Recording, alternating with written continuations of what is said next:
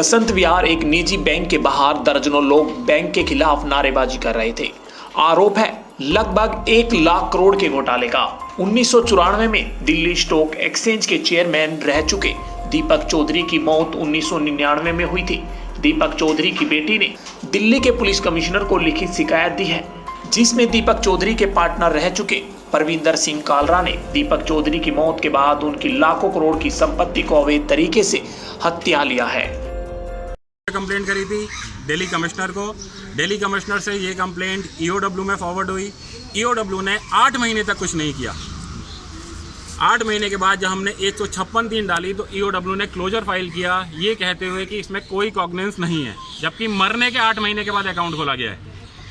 जब हमने बोला कि आप क्लोजर रिपोर्ट दिए तो ईओडब्ल्यू ने कुछ सेक्शंस लगा के ये बोला कि मेरी वाइफ जो कंप्लेनेंट भी हैं, पार्टी इन पर्सन एडवोकेट हैं, उनसे परमिंदर सिंह कालरा और एचडीएफसी बैंक के स्टाफ को जान का खतरा है।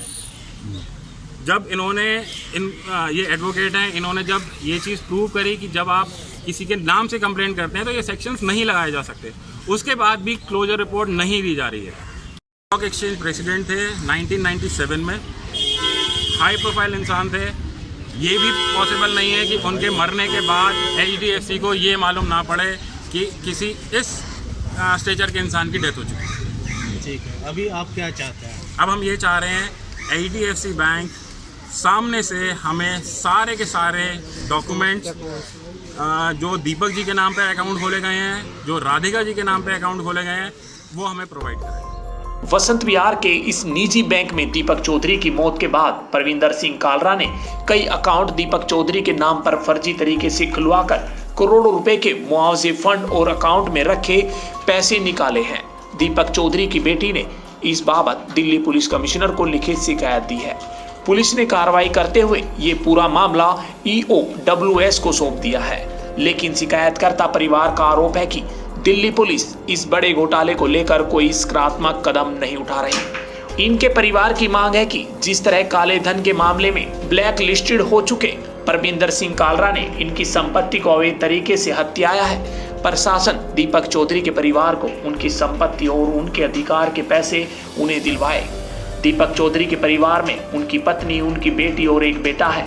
इनका पूरा परिवार मुंबई में रहता है, लिहाजा दिल्ली में इन्वेस्टिगेशन के लिए दिल्ली पुलिस की तरफ से कई लापरवाही देखने को मिल रही है। एचडीएफसी बैंक में सबसे ज़्यादा अकाउंट्स खोले गए हैं। जिस अकाउंट की डिटेल हमारे पास है, हमारे पास और भी हैं, लेकिन जिस एक की पूरी हमारे पास डिटेल्स हैं उसमें 11 करोड़ 18 लाख रुपए सन 2000 में निकाले गए हैं। एचयूएफ अकाउंट में परमिंदर सिंह कालरा, दीपक चौधरी एचयूएफ अकाउंट से परमिंदर सिंह कालरा ने अपने चेक से पैसा विड्रॉ किया है एचयूएफ अकाउंट से। ठीक है, तो आपको आरोप है कि बैंक के स्टाफ और कई बैंक में सिर्फ ये मैनेजर लेवल का काम नहीं हो सकता, क्योंकि ये भाई हमारे पास आप अगर आरबीआई का सर्कुलर देखेंगे तो 10 लाख से ऊपर की ट्रांजैक्शंस आरबीआई को नोटिफाई करानी चाहिए। सिंगल ट्रांजैक्शन 1 करोड़ 70 लाख की भी है। 70 लाख आ रहा है, 70 लाख जा रहा है, 50 लाख आ रहा है, 50 लाख निकाला जा रहा है। ये सिर्फ मैनेजर नहीं कर सकता है बैंक, इसमें कोई ना कोई ऊपर का इन्वॉल्व है। परिवार की तरफ से दिल्ली पुलिस को कई बार अपील की जा चुकी है, फिर भी दिल्ली पुलिस और सरकार दीपक चौधरी के परिवार के साथ हुए लगभग 1 लाख करोड़ की चीटिंग के मामले को लेकर जल्द से जल्द इंक्वायरी कर अंजाम तक पहुंचाए। अब देखने वाली बात होगी कि दीपक चौधरी के परिवार को कब तक इंसाफ मिल पाएगा, ये तो आने वाला समय ही बताएगा।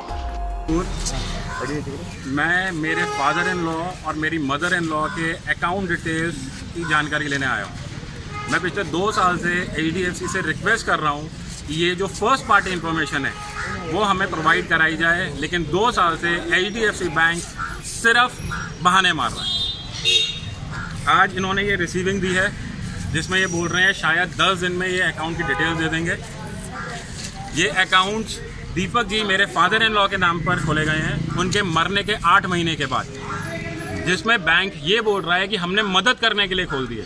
अगर बैंक मरने के बाद अकाउंट खोल सकता है तो मेरे दादाजी के नाम पर भी खोल दे। ये बैंक बहुत बड़ा फ्रॉड कर चुका है। जो ये टोटल मैटर है ये 1 लाख करोड़ क्रॉस कर रहा है। किस तरह के फ्रॉड की बात आप कर रहे हैं? कौन कर सकता है ये सब? दीपक जी के बहुत खास दोस्त और उनके बिजनेस पार्टनर परमिंदर सिंह कालरा का ये सारा रचा हुआ साजिश है। मरने के बाद दीपक जी की डेथ हुई है, मतलब मर्डर हुआ है, ये हमें शक है, हमारे पास कोई प्रूफ नहीं है।